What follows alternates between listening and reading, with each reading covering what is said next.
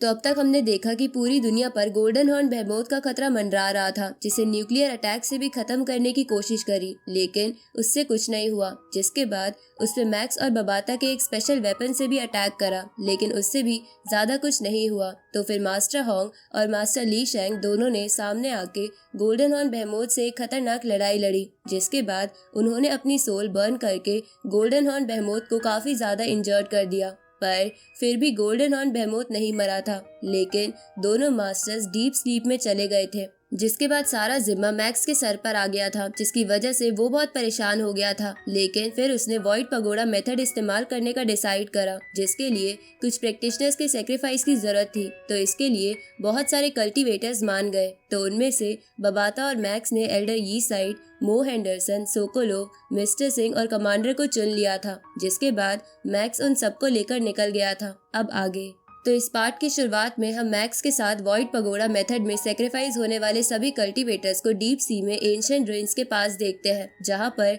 Max पहुंच के बबाता और अपने उन एलियन रोबोट्स की मदद से उस मेथड की प्रिपरेशन करने लगता है। जिसके बाद वहाँ एक स्टार की फॉर्म में एक फॉर्मेशन बन जाती है, जिस फॉर्मेशन के हर कोने में एक पिलर लगा हुआ था। तो अब वो सभी कल्टीवेटर्स अपनी अपनी जगह खड़े होने लगते हैं, जहाँ खड़े होते हुए एल्डर सोकोलोव ड्रिंक करते हुए कहता है कि अब मुझे ऐसी स्ट्रॉन्ग वोडका कभी पीने का मौका नहीं मिलेगा। इस पे मो हेंडरसन बोलता है कि तुम जितना चाहो अभी पी लो, क्योंकि हमारा आखिरी वक्त आने वाला है। अब इसके बाद मो हेंडरसन अपने बेटे की तस्वीर देखने लगता है, जो अगले दिन 5 साल का होने वाला था। इधर एल्डर यी साइड मैक्स से कहते हैं कि मैंने सोचा नहीं था कि इतना सब कुछ हो जाने के बाद भी मैं तुम्हारे साथ यहाँ खड़ा रहूंगा। इधर मिस्टर सिंह मैक्स से कहते हैं कि भगवान शिव तुम्हारी गोल्डन हॉर्न बेहेमोथ को मारने में मदद करेंगे। इस तरफ कमांडर भी मैक्स से बोलते हैं कि फ्यूचर में तुम इंसानियत का साथ कभी मत छोड़ना और उनकी मदद करते रहना। तो ये सुन के मैक्स कहता है कि मैं गारंटी देता हूँ कि आप सबका सेक्रीफाइस जाया नहीं जाएगा और मैं उस गोल्डन हॉर्न बेहेमोथ को मारने का मिशन पूरा करूंगा। तो ये सुन के सभी प्रैक्टिशनर्स के चेहरे पर स्माइल और चमक आ जाती है। अब मैक्स वॉइड पगोड़ा मेथड को शुरू कर देता है, जिसके बाद धीरे धीरे उन सभी प्रैक्टिशनर्स की सोल यानी एनर्जी सोर्स की पावर मैक्स के अंदर जाने लगती है और मैक्स का एनर्जी सोर्स बड़ा होने लगता है। लेकिन इस प्रोसेस में सभी प्रैक्टिशनर्स को बहुत ज्यादा दर्द हो रहा था, जैसे कि वो किसी आग की भट्टी के अंदर बैठे हो। साथ ही मैक्स भी इतने भयानक दर्द को बड़ी मुश्किल से झेल पा रहा था। दूसरी तरफ सभी लोग ये सब सैटेलाइट के थ्रू लाइव देख रहे थे, क्योंकि मैक्स ही उनकी आखिरी होप बचा था जो उन्हें गोल्डन हॉर्न बेहेमोथ से बचा सकता था। अब थोड़ी देर बाद वो प्रोसेस पूरा हो जाता है, जिसकी वजह से मैक्स के एनर्जी सोर्स में इतनी पावर इकट्ठा हो जाती है कि वो घायल पड़े गोल्डन हॉर्न बेहेमोथ को मार सके। इधर मास्टर होंग के तीनों गार्ड्स भी ये सब देख रहे थे। इस तरफ इस प्रोसेस के खत्म हो जाने की वजह से मैक्स को छोड़ के बाकी सभी प्रैक्टिशनर्स मर जाते हैं, क्योंकि उनकी सारी एनर्जी को एब्जॉर्ब कर लिया गया था। इस तरफ सोकोलोव की बेटी, आम नागरिक, सभी world leaders, military chief, max और बाकी सभी प्रैक्टिशनर्स उन प्रैक्टिशनर्स के सेक्रीफाइस के लिए उन्हें सैल्यूट करते हैं। अब मैक्स कुछ फाइटर जेट में उन सबकी बॉडीज को रखवाकर वापस भेज देता है, जिसके बाद उन सभी प्रैक्टिशनर्स को उनके अपने नेशनल फ्लैग के साथ रिस्पेक्टफुली दफन कर दिया जाता है। इधर हम उन सभी प्रैक्टिशनर्स को बाकी सभी मर चुके सोल्जर्स के साथ हेवन की सीढ़ियां चढ़ते हुए देखते हैं। दूसरी तरफ मैक्स बोलता है कि मैं मैक्स, जिसने कुछ प्रैक्टिशनर्स की एनर्जी को एब्जॉर्ब करा है, वो गोल्डन हॉर्न बेहेमोथ को मारने की शपथ लेता है।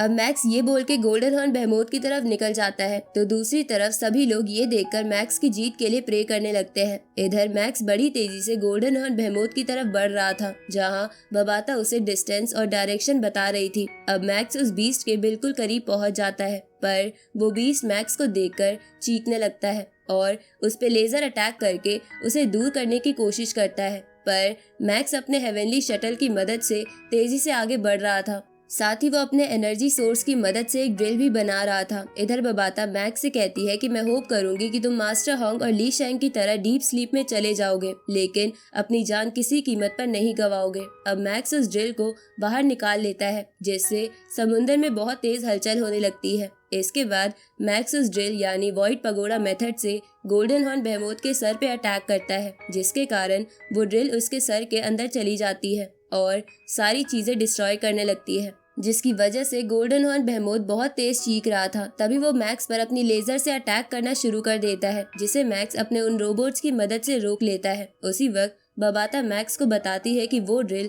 इसलिए गोल्डन हॉर्न बेहेमोथ को नहीं मार पाई क्योंकि गोल्डन हॉर्न बेहेमोथ का एनर्जी सोर्स यानी सोल उसके सर में नहीं है। तो मैक्स उस ड्रिल को एनर्जी सोर्स के पास भेजने लगता है, जहां उसे काफी देर के बाद वो एनर्जी सोर्स मिल जाता है। तो मैक्स उस एनर्जी सोर्स पर ड्रिल से हमला करता है, लेकिन उस पे एक बहुत मजबूत बैरियर बना हुआ था जिसे तोड़ना मैक्स के लिए बहुत मुश्किल हो रहा था और इसी की वजह से मैक्स की वाइटल्स भी बहुत तेजी से बढ़ने लगती है। अब मैक्स उस ड्रिल की शेप चेंज करके उस कवच की एक लेयर तोड़ देता है, जिसकी वजह से गोल्डन हॉर्न बेहेमोथ और भी बेचैन हो जाता है और लगातार मैक्स पर लेजर अटैक करने लगता है, जो लेजर अटैक स्पेस से भी देखा जा सकता था। साथ ही गोल्डन हॉर्न बेहेमोथ के भी वाइटल्स बहुत तेजी से बढ़ने लगते हैं। दूसरी तरफ पूरी मिलिट्री भी ये देख रही थी। इधर मैक्स का ब्लैक गॉड आर्मर भी धीरे धीरे टूट रहा था। तभी मैक्स अपने आर्मर को हटा के खुद को क्लाउड रटन से कवर कर लेता है। तो ये देखकर बबाता मैक्स को इसके लिए मना करती है। साथ ही उसे बोलती है कि मास्टर होंग और मास्टर ली शैंग ने भी खुद की सोल को अपनी बॉडी से नहीं निकाला, लेकिन मैक्स ऐसा कर रहा था ताकि वो उस ड्रिल को और पावर दे सके, क्योंकि गोल्डन हॉर्न बेहेमोथ का आर्मर बहुत मजबूत था। अब मैक्स की सोल उस ड्रिल से कंबाइन होने लगती है। तभी मैक्स बबाता से कहता है कि मुझे माफ कर देना, पर मेरे लिए ये जरूरी है।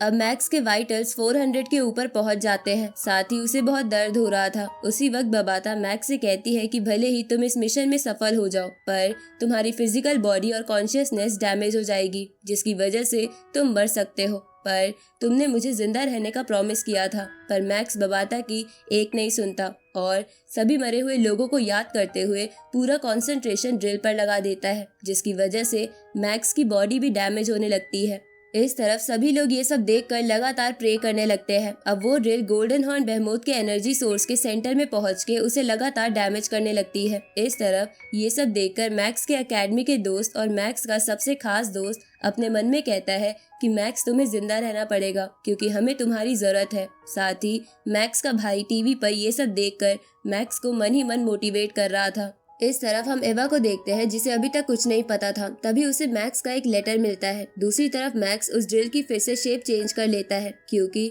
पिछली शेप से कोर डिस्ट्रॉय नहीं हो रहा था। इस तरफ मैक्स ने एवा को अपने होने वाले बच्चे का नाम बताया था। साथ ही उसने एवा से कहा था कि वो गोल्डन हॉर्न बेहेमोथ को मारने जा रहा है, जो मिशन बहुत डेंजरस है, लेकिन वो अपना वादा करता है कि वो कैसे भी करके गोल्डन हॉर्न बेहेमोथ को मार देगा ताकि आने वाला उनका बेबी और सभी ह्यूमंस चैन से जी सके।